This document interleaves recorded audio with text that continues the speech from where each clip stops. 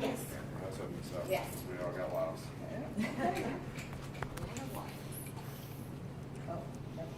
Sergeant has We can pull that up. I have a documented medical condition. Any further questions, I'm gonna refer you to HR. Copy.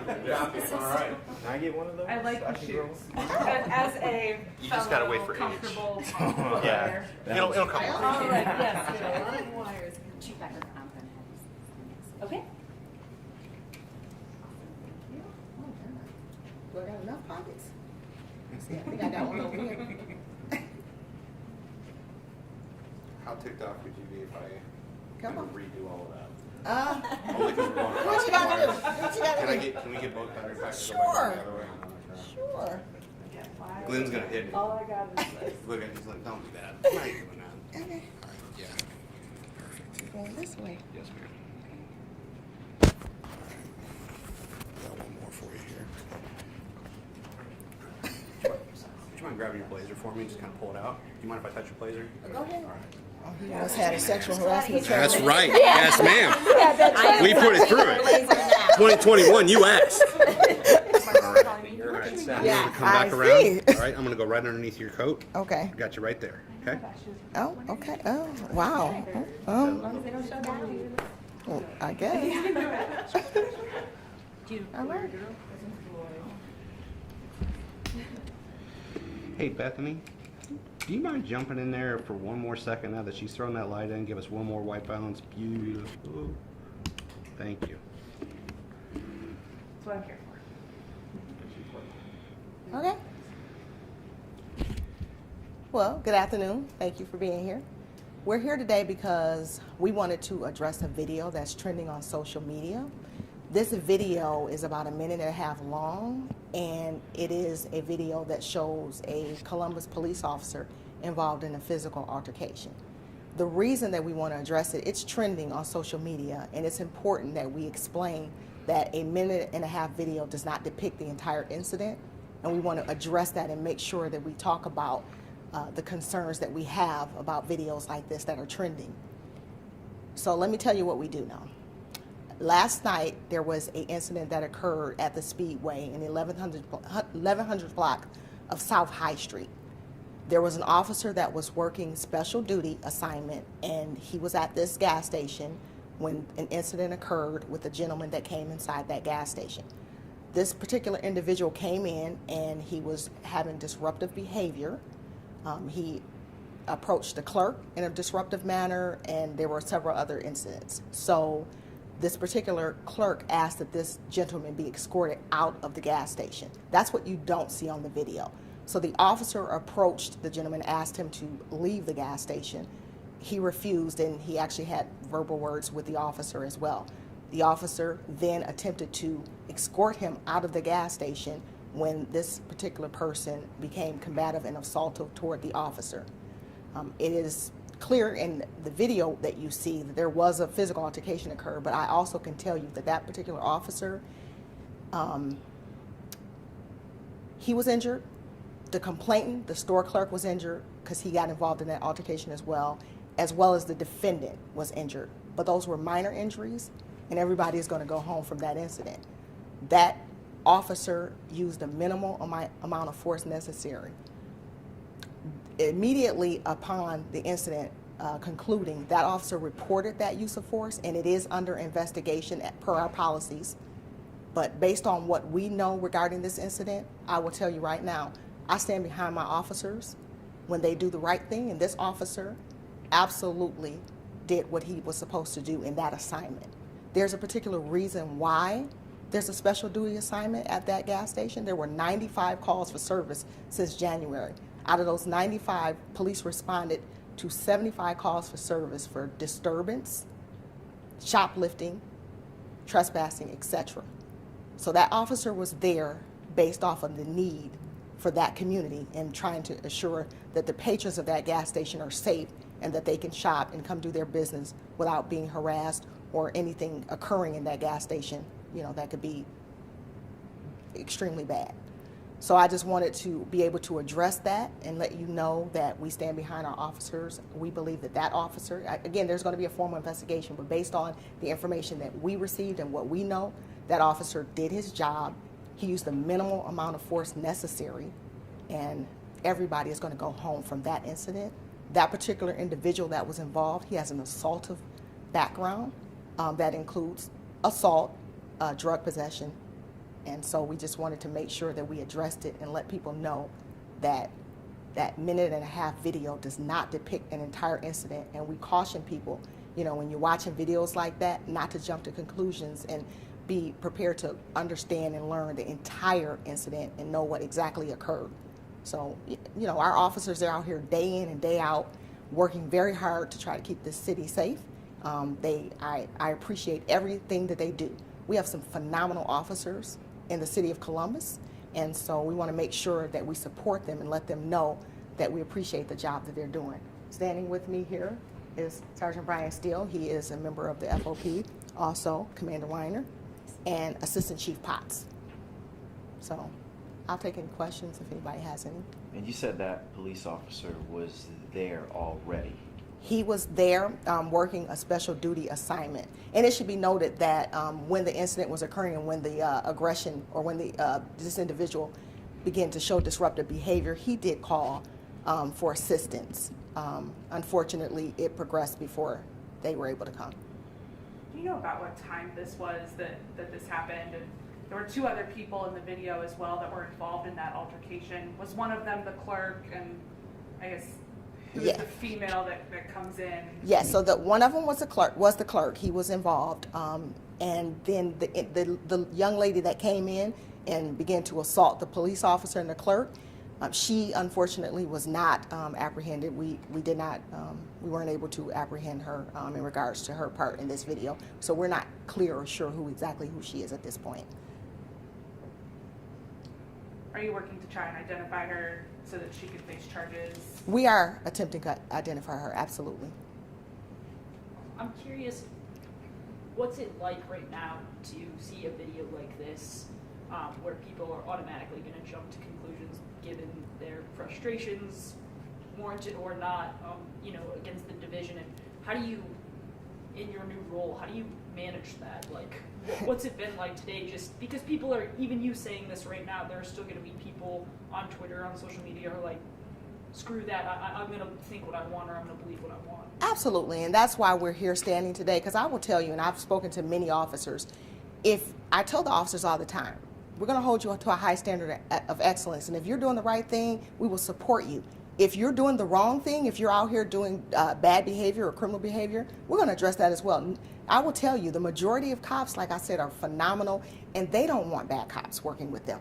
So they will stand for that as well. But when an officer is doing their job and they're out here leaving their families every day and coming to protect citizens and protect the community, it's real important that we understand and support what they're doing when they're doing the right thing. And in this case, this officer was doing his job. And so that minute and a half video is disturbing to me because it doesn't depict the picture of what really occurred. And I think it's important that we get that message out there because officers, they're human. They have families, they have loved ones. And so, for a family member to see a video of their loved one in an altercation like this and not understanding what may have occurred, it's heartbreaking to not be able to address it and let people know in public, out front, that the officer was doing his job, and he absolutely reported that use of force so that it can be investigated in its proper form. But based on what we know, he was doing his job. Chief Bryant, you said the Speedway is one of the high area of concern, a lot of these crimes. Is this at all going to increase patrol in that area? So that's one of the things that me and my team are doing. We're looking and assessing the needs of every particular precinct, and we are hoping to increase significantly patrol in the areas, especially the ones that are showing an increase in crime. So we're looking at that, and we're hoping to have that done very soon. You brought up the family maybe seeing this video. I did just speak with the mom. She says, according to her son, when they called, he said that the officer came up and said, "Why are you so smiley? Why are you so happy?" and then this all unfolded. But you're saying there was a lot of disruptions before this? Yeah, so prior to this incident, there were some disruptive behavior that this individual showed. And unfortunately, that, again, wasn't caught on video, but what we do know is that he was asked to leave the store by the clerk on a couple of occasions, and he refused to do so. The video also cuts off before we see kind of what the conclusion of all of this is.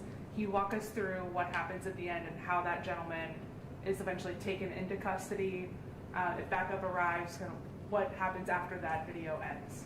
So I will let Commander Yuki. If you could see in the video, the officer was able to get one handcuff on the suspect, and it's my understanding that he then shortly thereafter was able to get him handcuffed as responding officers got there. So they were able to get him under control and then summon some medical attention for And everyone is he being involved. charged with assault or anything like that at this The point? suspect, Yes. he was charged with criminal trespassing and 2 counts of felonious assault. Yes. And again, it should be noted, when you look at this video and you see the officer, he was attempting to detain this particular person. At no point did he pull out any type of, mace or tase. I believe he ended up macing Oh, he did. as he was getting the handcuff on, I believe. Toward the end? Towards Okay, the end, that sorry. was before the video cut off, but there was no other additional he- use of force. Okay. Any other questions in regards to that? We just thought it was really important. These officers, they're working, and we want to make sure that we support them and let them know that when they're doing the right thing, they're going to get our support. And this officer was doing that. How long, like, total time was it, just like between the clerk or the clerk sort of asking this man to leave and the officer and the altercation? So at this point, I don't have that particular information. When you talk about time frame, it's still being investigated as a use of force. So, Chief, is there anything you want to say about resisting an officer in a situation like Yeah. this and in physically engaging with police? absolutely. So obviously, we want people to not.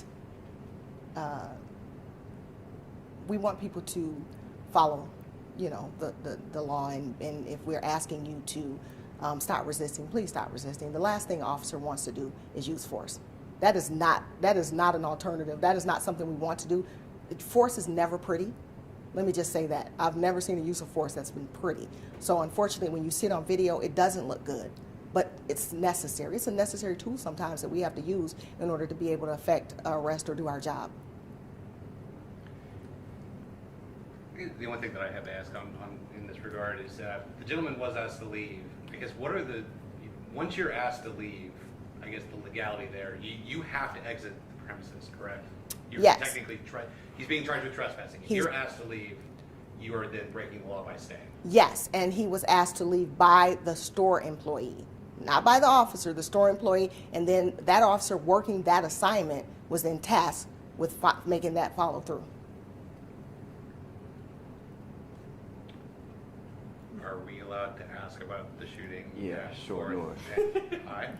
Because obviously that area is where a lot of stuff has been happening lately with carjackings, with shootings. Do you have any more information on the shootings? So I'm going to defer to the commander. To the shooting that occurred last night in the short Yeah, course? sure. Yes, ma'am. At this time, it's still a very active investigation. I believe you've already reported that there were numerous shell casings that were recovered, but it is a very active investigation. Did you- At this time, we don't have any suspects, but as you did say, we're seeing an increase in that area. Our officers are doing proactive patrol, and so we're going to make sure that we focus in that area a little bit more. We just want the gun violence to stop. The chief has said this over and over again. We can settle differences without pulling out weapons and shooting each other. And so we all have to do better. The police as a community, we're working with officers who are under tremendous stress, and we want to make sure that when they're out there, they're supported by the community, which we've seen. But we also want to make sure that when the community is wrong, that the community members who come out against police also come out against those community members. Gotcha. And that area, it's supposed to be fun. You're supposed to let your guard down. Obviously, there's a campus right there. Parents send their children there for education, not for, the worst thing ever to happen. So what is your guys', have you guys thought about kind of putting more focus on that area? Because, every weekend it seems like we're talking about, something bad happening there. So I will tell you, we have looked at a lot of different things, and that's one of the reasons why we initiated the parks detail. And that parks detail is not just exclusive to inside the park, but also the surrounding areas to ensure that type of safety. We know that post-COVID, a lot of people are coming out. They want to have fun. You know, they want to get back out and do normal things. So we would love, in a perfect world, we'd have way more officers, right? But right now we have to address the situation with what we have, so we want to leverage technology and be able to do some things to be able to address the crime in those specific areas. So we are looking at a lot of different things. It's fairly new for Assistant Chief Potts and I, and so we're getting with our team and we're looking at a lot of different strategies to be able to combat this violence. Should people be worried about going to the Short North on the weekends? I would hope that there comes a point where no one is worried about going to the Short North, and that's the reality. So that's what we're focused on, trying to make that as safe as anywhere else. And I mean, I'm in Short North quite often. I will tell you, I'm in Short North quite often. So that, you know, obviously I'm concerned. I don't want to make sure that it's a safe neighborhood, but that's inclusive of all of Columbus. Every place you go in Columbus, you should feel that way. Thank you. Appreciate it. Thank you. Oh, don't go. Oh, They've got you tied up there. I'm good. You have permission to take my mic off. I'm not sure where to put my receipt. We can use that headline then.